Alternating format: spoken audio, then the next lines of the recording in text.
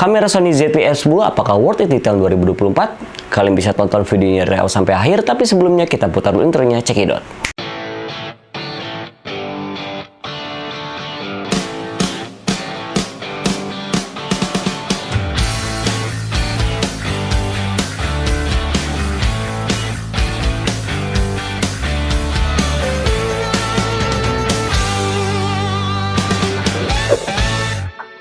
Assalamualaikum warahmatullahi wabarakatuh. Balik lagi di Farul Aziz Channel. Oke teman-teman, gue baru bikin konten lagi nih ya. Karena kemarin gue lagi drop banget, sakit karena kecapean mungkin ya, karena cuaca juga tidak baik gitu ya, kadang hujan dan kadang juga panas ya. Semoga aja teman-teman dalam keadaan sehat walafiat terus. Oke.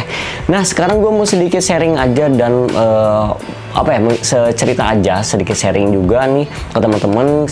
Gue mau sharing pengalaman gue ketika gue menggunakan kamera Sony ZV-E10 ini di tahun 2024 nanti, apakah masih worth it dan kayak gimana ya nanti, apakah ketinggalan atau tidak. Nah kalian bisa simak videonya dari awal supaya kalian tahu kelemahan dan kelebihannya, enaknya pakai Sony ZV-E10, keuntungannya seperti apa. Nah teman-teman, gue udah pakai kamera Sony ZV-E10 itu di tahun 2022 awal ya, 2022 awal, yang dulu tuh gue bener-bener sebenarnya bimbang ya antara kamera Sony ZV-E10 apakah kamera Sony A6400, karena perbandingan kamera Sony A6400 dan kamera Sony ZV-E10 ini tuh sedikit banget perbedaannya. Cuman perbedaannya mungkin kalau lihat dari fisik memang beda ya. Kalau misalnya di Sony A6400 itu ada viewfinder, tapi kalau di sini nggak ada sama sekali viewfinder ya, jadi kita benar-benar melihat dari LCD-nya teman-teman. Nah gitu, gue bimbang banget antara kamera A6400 dan ZV. Setelah gue nyari reviewnya, ternyata kamera ini itu dalamnya sama seperti Sony A6400 teman-teman, sama banget. Tapi di kamera Sony ZV-E10 ini tuh ada kelebihannya sendiri, beda dengan Sony A6400.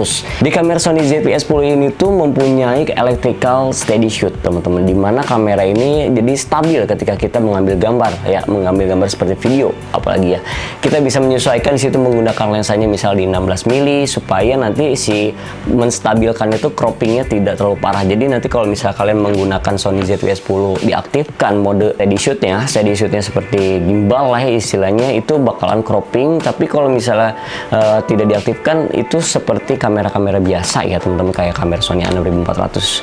Tapi kalau misalnya kalian tidak digunakan steady shootnya, ini bisa kita menggunakan aplikasi Catalyst Browse teman-teman, dimana Catalyst Browse ini aplikasi yang bisa menstabilkan kamera Sony ZV-E10 dan kamera-kamera terbaru dari Sony-nya teman-teman. Jadi kalau misal di A6400 itu belum bisa menggunakan Catalyst Browse karena datanya belum terbaca, mungkin karena aplikasi dan karena firmware atau enggak untuk kamera-kamera terbaru dari Sony-nya bisa menggunakan Catalyst Browse ya teman-teman. Nah kamera ini tuh bener-bener kecil teman-teman ya, kecil banget lah ya daripada kamera Sony A6 seri A6. Seri A6 itu kan gede-gede ya, gripnya juga besar, dan ini tuh kecil.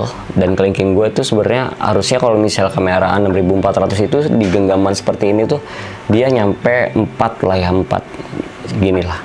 Nah kalau ini kecil banget dan ringan, bener-bener ringan, mempunyai LCD-nya juga yang variabel, kalian bisa seperti ini dan ke depan.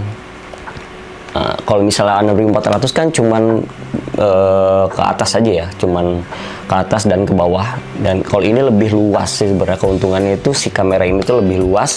Dan keuntungan yang lainnya, kamera ini tuh bisa merekam lebih dari 30 menit. Waktu itu gue pernah di 4K sampai memori habis, ini nggak akan overheat teman-teman. Ini udah seperti A6400 juga, yang sebelumnya kan kamera Sony A6400 sudah meminimalisir overheatnya kamera ya teman-teman. Kalau misalnya di Sony A6000 kan masih overheat ya, kisaran 10 menit 15 menit itu udah overheat. Gue pernah ngalamin menggunakan kamera Sony A6000, itu overheatnya lumayan ya teman-teman, jadi harus diakalin. Seperti mungkin sekarang gue pernah lihat juga ada yang menggunakan baby fever supaya si kamera tidak overheat. Tapi kalau misalnya di Sony A6400, kalau nggak di Sony ZV-E10 ini sudah aman dari overheat. Jadi tergantung memori kalian, tergantung baterai kalian sekuat apa untuk merekamnya, itu masih aman lah ya. Cuman ya resikonya baterai bakalan boros ya ketika kita merekam lama seperti itu, apalagi 4K. Jadi kalau misalnya pengen continuous terus, kalian bisa menggunakan dummy-nya si baterai. Jadi si baterainya itu dipakai itu ya, pakai listrik teman-teman, jadi nggak akan mati ya, standby, mode standby.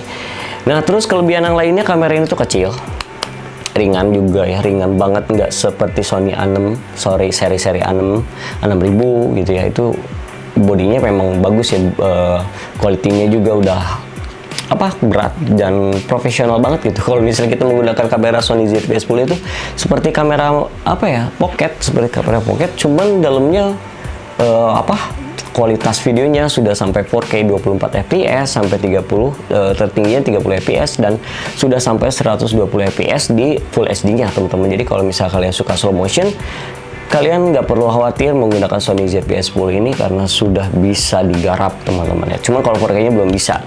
Kalau misal di Sony ZV-E1-nya yang full frame-nya di kamera seperti ini, itu sudah bisa menggunakan 4K di 120 fps.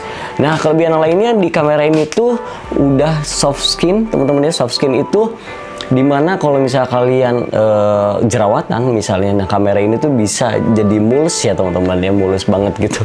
Jadi seperti efek-efek IG ya, filter-filter IG gitu ya. Jadi tekstur-tekstur wajah itu lebih ke mulus banget gitu, seperti pakai Photoshop ya kalau foto itu. Nah, terus juga kalau misalnya kamera Sony ZV-E10 ini untuk kalian yang suka nge-review, ini cocok banget karena sudah auto tracking showcase ya. Jadi dimana kalau misalnya kalian showcase diaktifkan, itu bisa langsung nge-tracking ke produk yang kalian tunjukin di depan kamera gini. Kalau misalnya Sony A6400 ini kan langsung kunci di eye tracking ya, kalau nggak face tracking. Jadi mau gini barang juga tetap fokusnya di muka. Tapi kalau misalnya di Sony ZV-E10 diaktifkan mode produk showcase-nya, kalian tinggal tunjukin aja barang yang kalian review, nanti otomatis langsung nge-tracking ke produknya. Jadi buat teman-teman yang suka review, ini enak banget. Jadi gak perlu kalian nutupin muka begini, harus fokus ke produknya, tapi kalian cukup dikedepanin aja gini, atau enggak lebih ke dominan si produk yang lebih depan, lebih dominan ke dekat kamera, itu langsung fokus ke produknya. Nah, itu keuntungan dari Sony ZV-E10.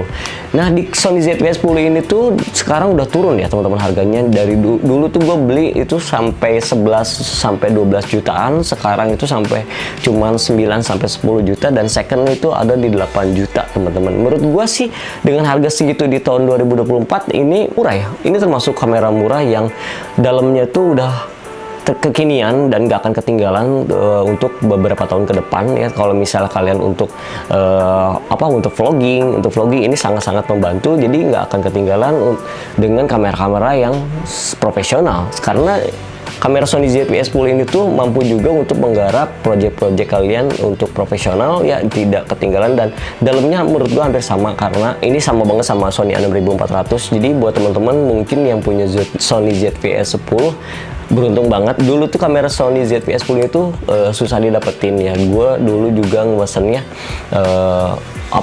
katanya ini kamera goib yang susah didapatkan, yang kamera yang warna hitamnya. Tapi sekarang itu udah gampang banget teman-teman, di marketplace itu banyak ya.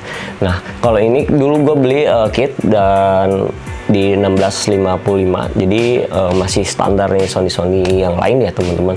Tapi kalau menurut gua sih lebih baik pakai body only aja udah cukup, dan kalian tinggal custom aja lensanya menggunakan lensa-lensa ke kebutuhan kalian mau konten kemana. Kalau misalnya kalian suka landscape, kalian bisa menggunakan lensa-lensa yang wide, dan kalau misalnya kalian pengen dapat beauty shootnya, kalian bisa di 35 mm yang bukannya f1.8, atau enggak 50 mm bukan f1.8.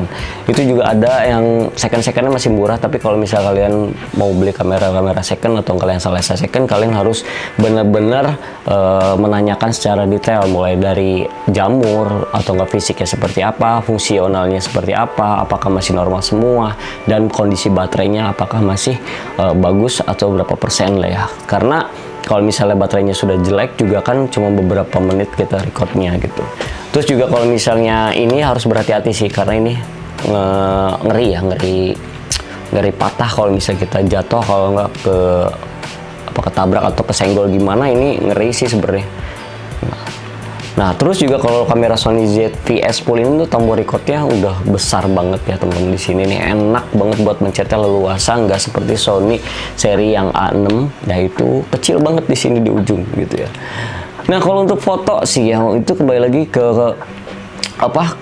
selera kalian ya. Sebenarnya kalau misalnya gue dulu itu menggunakan Canon teman-teman ya, di Sony itu gue terjun langsung ke Sony A6000 karena karakternya itu menurut gua kalau di DSLR dan mirrorless itu benar-benar beda ya teman-teman, tidak bisa disamakan. Semua kamera juga punya karakternya masing-masing ya. Kalau misal ditanya bagus yang mana sih bang kameranya, mirrorless apakah DSLR atau enggak mirrorlessnya Sony ZV-E10 atau enggak Sony A6000, ya jawabannya sih sebenarnya tergantung kebutuhan kalian dan selera kalian ya teman-teman. Tidak bisa menyalahkan ini jelek dan ini bagus. Sebenarnya semua kamera itu punya kelebihan dan kekurangannya masing-masing. Jadi menurut gua kamera itu hanya sebagai media aja. Yang penting yang kalian harus dibutuhkan dan harus kalian pahami itu adalah teknik-teknik cara mengambil gambarnya, terus juga menguasai si kameranya. Itu kalian bener-bener yang harus diperhatikan, bukan hanya alat, bukan hanya harga alat yang seberapa mahal alat kalian, tapi gimana kalian memahami